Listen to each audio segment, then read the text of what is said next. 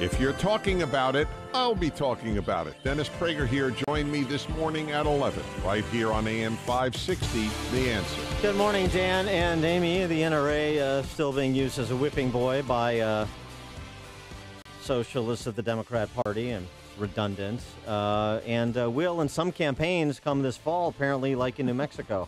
Yeah, well, one congressional candidate in New Mexico did not mince words. Here's his campaign ad.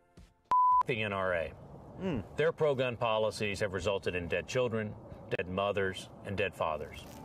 I'm Pat Davis, and I approve this message because if Congress won't change our gun laws, we're changing Congress.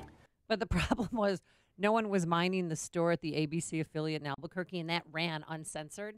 So people are sitting home and they heard the actual F-bomb, so they're getting investigated for that. But he said it's not polite, but that's the way to reach the NRA. He's an Albuquerque city councilman, former police officer. He said he's seen too many dead children and something's got to stop. Now, the NRA slammed, they called it Desperate Davis in a response video. You got to see this. And he asked if he needed a bar of soap after hearing his foul message that was played over circus music. It's fun. It's on Twitter at NRA. All right. Yeah, I'm sure the NRA has never been exposed to a potty mouth liberal before. No. That'll get them to fold up shop. For more on the topic of guns and as it pertains to the state of Illinois, with a new compromise on gun control and gun licensing bouncing around the Capitol, and you know how dangerous that could be. We're pleased to be joined by Todd Vandermyde, former NRA lobbyist for Illinois, now the executive director of the Illinois Gun Dealers Trade Association. Todd, thanks for joining us. Appreciate it.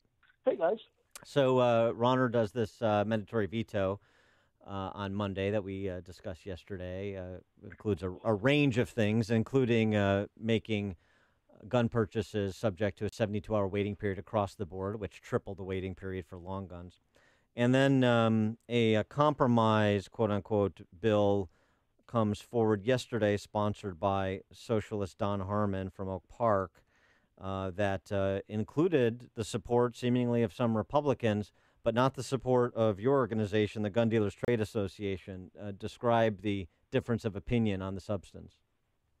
Well, it seems that every time this dealer licensing bill gets killed, some of the Republicans treat it as if it's Jason in a Friday the 13th movie and give it CPR. So this, you've got a couple of Republicans who decided that they would join forces with Democrats, being led by Chris Nybo from Elmhurst, decided that they were going to try and resurrect this thing again. It is not a bill to regulate gun dealers. It is a bill to put gun dealers out of business. They've got a licensing fee of up to $1,500, which is 5 times what the federal license is for FFLs. What else is in this that impacts the way gun dealers do business besides the licensing fee? Well, they mandate that all dealers, any FFL in the state, create an electronic record-keeping system. We're not sure why they want that unless they want to create a registry of firearms. They sit there and mandate, they give the state police unlimited rulemaking authority when it comes to mandating security and storage plans. So, you know, if you've ever been to a gun shop, Dan, you know that sometimes there's a lot of ammo out. They could sit there and say that everything's got to be behind lock and key, and you can't sit there and simply walk past the aisle and pull something off the shelf when it comes to ammo. They can sit there and say that at night every firearm has to be vaulted. All things that cost a lot of money and take a lot of time. They're just trying to pass something so that they can get their meat hooks in the door, so they can sit there and have, you know, state agencies come in and try to run gun dealers out of business. Can you explain House Bill 1468, what it means when they say authorize restraining orders to disarm dangerous individuals? Are you talking about the governor's mandatory veto? Yes. I think what they're talking about is something akin to the red flag laws that you've seen pop up around the nation, Amy. And going back to this legislation put forward by Harmon, and you said some Republicans like Chris Nybo from Elmhurst. We like to name names. Who else on the Republican side is going along with this bill to reduce the number of gun shops in Illinois? Well, there were a couple of Republicans at the press conference. Senator Curran was there. Representative Olson was there. And we saw Representative Rooney there. Mark Curran is, John Curran. Yeah, Mark Curran is the Lake County Sheriff. Hey, leave him alone. Yeah, he's staying out of this. John Curran, who's the state senator, Downers Grove, replaced Christine Radogno. David Olson is a state rep from Downers Grove, replaced Ron Sandak.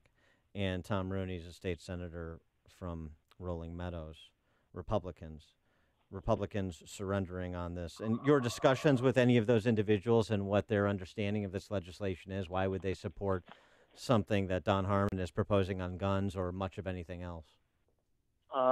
Haven't talked to any of them in the last 24 hours.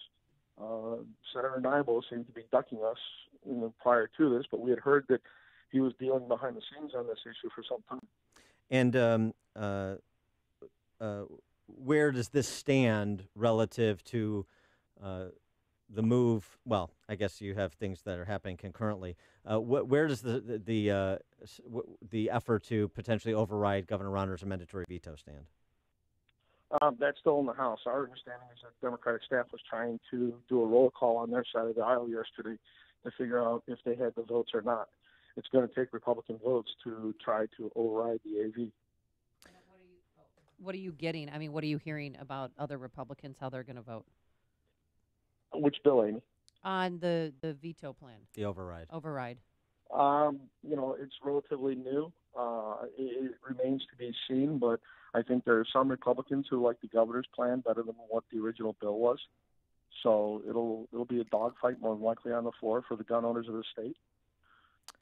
With respect to the Harmon bill, I also understand that House Minority Leader Durkin had put up a couple of other members in his caucus, Tom Bennett, Avery Bourne, C. Davids-Meyer from downstate, to work with Harmon.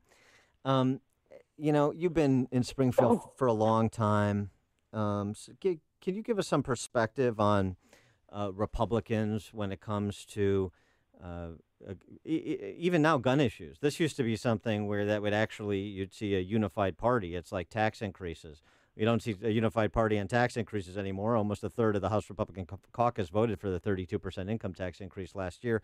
Now we've got Republicans in the suburbs in particular, maybe downstate, I don't know, that seem to be getting soft on Second Amendment rights, even against the backdrop of these sanctuary resolutions starting in Effingham County being passed, sending a message to state government.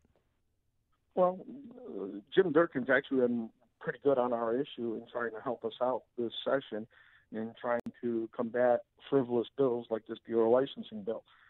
Avery Bourne and Tom Bennett have both been very helpful with us in trying to combat all these anti-gun bills. I know the governor put together a task force and had asked for all four caucuses to try and participate in trying to find what was sensible in trying to do, but the Senate Democrats refused to participate. Obviously, they went their own way with whatever Herman's trying to propose now. But yeah, it is a little disheartening when you see, what should have been part of the base of the Republican Party turning around and seemingly throwing part of the base under the bus. We're going to keep working as we did. I spent 25 years as an NRA lobbyist fighting all this stuff. Haven't given up the ghost on this, but we're going to keep working on this. And as a trade association for the gun dealers of this state, we're going to stand alongside gun owners and fight all of this, as best we can. So for gun owners who patronize the various gun shops, pick your favorite shop and get involved to save your favorite shop. Is that something you'd advocate? Yeah, absolutely. I mean, unless you want Walmart and Dick's being the last FFLs in the state of Illinois being able to do this, patronize your local gun shop and start calling your state legislators, both your House and Senate guys, to sit there and say, hey, we don't want the state to have the ability to try and run gun dealers out of business. When this whole thing started in 1994, Mayor Daley didn't want a gun shop within 100 miles of Chicago. That was his solution. He had his gun ban. He couldn't, he was presiding over the murder capital of the country, and his solution was to point at the lawful gun owners as being the problem. Here we are 2 Supreme Court decisions later, and, they don't seem to take those words in Heller to heart. He is Todd Vandermyde, the executive director of the Illinois Gun Dealers Trade Association. Todd, thanks for joining us. Appreciate it.